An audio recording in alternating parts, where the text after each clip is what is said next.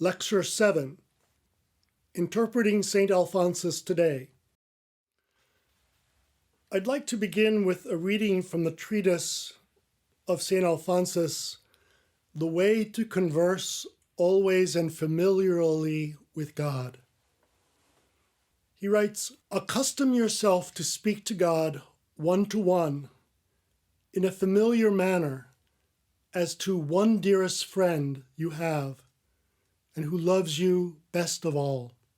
This lecture, which has to do with Alphonsus's understanding of mental prayer, has much to contribute to the process of spiritual direction. And we know that Alphonsus was a renowned spiritual director in his day, and this was largely due from his creative and pragmatic use of the traditions which preceded him. And as an interpreter of these traditions, he focused on the one thing that in his judgment ultimately mattered in life, to enter into a more intimate relationship with Jesus the Redeemer. Prayer for him was the primary means given to us to accomplish this end. It could take place in many contexts, but primarily had to do with the confessor's task of helping a people grow in holiness. And we know that Alphonsus saw a very, very close relationship between the confessional and spiritual direction, and yet at the same time, he also saw that direction could take place outside of the context of sacramental confession. He believed that spiritual direction was for the masses, not for the select few, and therefore, in his prudential judgment, he thought that the best way that he could meet the most people was by giving strong spiritual counsel in the context of the confessional that would help people move along the way to holiness. Now, it is my contention that today, spiritual direction as a ministry is one which emphasizes, it recognizes that there is a link between confessional practice and spiritual direction, but at the same time, it also recognizes very clearly that spiritual direction is something which could take place outside of the confessional, especially since so many directors are members of the laity and cannot conduct sacramental reconciliation. So my contention in looking at the tradition and looking at St. Alphonsus, making a prudential judgment, we can say that from his spiritual legacy, the best way that we can adapt his spiritual and moral vision to the ministry of spiritual direction today is to look to his approach to mental prayer. Prayer for him was something which is actually very simple. Everyone can do it. Everyone receives sufficient grace to pray. God wishes us to speak to him with confidence and with familiarity. Mental prayer, he said, is morally necessary for salvation, meaning that without it, it would be very difficult to find our way to God. These simple phrases represent the hallmark of his teaching. They also point to the main characteristics of his spiritual doctrine. Alphonsian prayer is honest, humble, passionate, practical, spontaneous, continual, popular, devotional, and petitionary. It is simple and childlike. In Alphonsus's mind, everyone might not experience the heights of mystical prayer, at least in this life, but all are called to a life of prayer, one which provide them with the means of salvation and which will enable them to talk with God as one friend to another. Now, Alphonsus lived at a time when there existed a great variety of methods of mental prayer. St. Ignatius Loyola, Teresa of Avila, Francis de Sales, John the Baptist de la Salle, the priests of Saint-Sulpice, all of these traditions had, in their approach to mental prayer, had three things in common: reflection on a divine mystery, an application of this reflection to one's life, and a decision to do something about it. Alphonsus's genius is that he looked to the tradition to custom-built his own approach to mental prayer or meditation that was especially suited to his particular pastoral concerns. Even though that he believed that everyone received sufficient grace to pray, he was utterly convinced that people needed instruction in the basics of how to carry on an intimate conversation with God.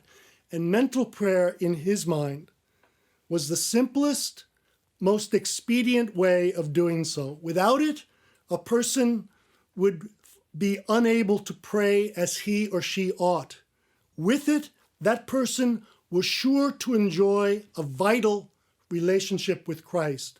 And it was for this reason that Alphonsus considered mental prayer morally necessary for salvation. He developed his approach in order to reach as many people as possible. And when compared to some of the other methods available at his time, it was simple, straightforward, and relatively easy to learn. He didn't like to talk about the method of mental prayer. He preferred to talk about the manner of making mental prayer. This is something which came out of his own experience of talking to God, and in reflecting upon it, he gave various flexible guidelines for helping people understand what that should mean. So what is mental prayer for St. Alphonsus? He says, and I quote, "It is nothing more than a converse between the soul and God. The soul pours forth to him its affections, its desires, its fears, its requests, and God speaks to the heart, causing it to know its goodness and the love which he bears it and what it must do to please him. He considers it essential for growth in the spiritual life. It enlightens our minds, it disposes us to practice the virtues, and it helps us to pray as we should. For these reasons, it is an indispensable part of our walk to holiness and can be considered morally necessary for salvation." And so I'd like to go through Alphonsus's approach, his manner of making mental prayer. It is relatively easy to learn. It has a clearly defined beginning, middle, and end, what Alphonsus would call the preparation, the preparation, the meditation itself, and the conclusion. And it goes like this. We look at the preparation. The person praying affirms his or her faith in the presence of God and makes an act of humble contrition and requests enlightenment during the upcoming exercise. We must remember that all of this takes place against a backdrop of silence, because it is silence coming in and out of the process of mental prayer in which we hear the voice of God. Silence, we may say, is the voice of God. So a simple way of doing it would be in the act of preparation, the act of faith. Lord, I believe in you. Act of contrition. Lord, have mercy on me. Request for light. Lord, give me light. From that simple preparation, we move into the period of meditation, which itself has 4 movements. Reflecting on some aspect of the life of faith by using a passage from Scripture or a devotional work as a point of departure. Then, raising one's heart and affections to God by naming our current feelings and sharing them with the Lord. Then, asking God for help by asking him to meet our needs, both large and small. And then, making some practical resolutions to improve one's walk with the Lord by coming up with a practical and concrete course of action. Those 4 points, reflection, affections, petitions, and resolutions, make up the body of the meditation. And then in concluding, the conclusion consists of thanking God for the enlightenment received. Thank you, Lord, for what you have taught me. Affirming one's decision to carry out the resolution, help me to do what I said I would do. And asking God for the grace of fidelity, help me to persevere in my walk with you. At the end of each session, Alphonsus also encourages one to pray for others, especially the deceased and those hardened by sin. And as I said, at the heart of Alphonsus' approach to mental prayer lies the need to retreat into the silence of one's heart. Solitude of heart is so important for Alphonsus because this enables one to get in touch with one's deepest yearnings and express them to God. Asking God for help is a central feature of this manner of making mental prayer. When making these petitions, we are not telling God something that he does not already know, but simply getting in touch with our dependence on him for all things. Our recognition of this dependency puts us in touch with our ongoing need for conversion. And integral to this process is our need to make concrete resolutions of the practical order that will improve our relationship with ourselves. God always meets us where we are and then encourages us to take the next small practical step toward him. In the same way, mental prayer is meant for us to understand and come to a clear decision to take that small step, whatever it is, that will move us away from the darkness of sin and move us along the way of holiness. Alphonsus' approach to mental prayer has great relevance for today. In it, he offers an easy, uncomplicated way of probing our hearts and expressing what we find there to God. Although certain adaptations of his approach would have to be made in order to respond to our present sensitivities, the substance of his teaching remains a valuable point of departure for anyone interested in nurturing their relationship with the divine. Alphonsus believed that God's offer of plentiful redemption extended to everyone. His manner of making mental prayer provides us with a way of tapping into God's bountiful love for us, so that even today, that same love can become an integral and vital part of our lives. And when properly carried out, this manner of making mental prayer can help a person foster an intimate relationship with the divine. It makes possible a dynamic encounter with God that involves an ongoing process of self-discovery, revelation of heart, request, and resolution.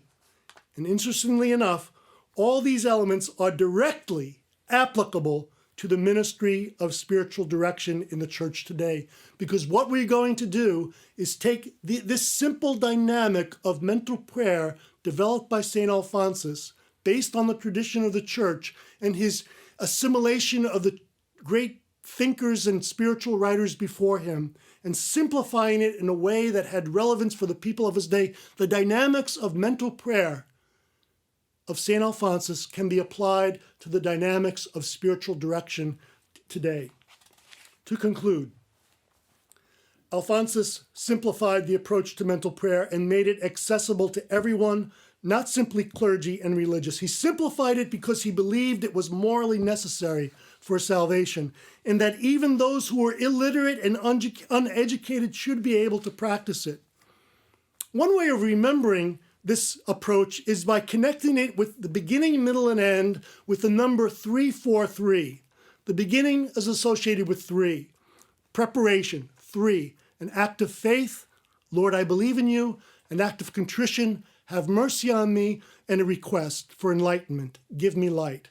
The body of the prayer is number 4. The body or middle part contains 4 parts: a meditation on the mystery of faith and its relevance for our lives, reflection, expressing our feelings and affections to God, affections, bringing our needs to God, petitions, and making a practical decision to take the next step forward to walk in faith, resolution. And then the conclusion has 3 parts: showing gratitude to God for the light we have received, thanksgiving, asking God for the grace to carry out our resolution, seeking grace, and asking God for the grace of perseverance, asking for perseverance. From beginning to end, the whole process unfolds against a backdrop of silence, solitude of heart is necessary for any genuine dialogue with God, or anyone for that matter, to occur. We believe that Alphonsus' simple approach to mental prayer can be adapted to the dynamics of spiritual direction and seen as a basic model or template for directors wishing to meet people where they are and help them to uncover the next steps that they should take in their spiritual journey. And let us close with some reflection questions. How did Alphonsus understand the relationship between spiritual direction and the confessional? How should that relationship be understood today? What is solitude of heart? What are the various steps in the Alphonsian approach to mental prayer? Why is it important to bring our needs to God?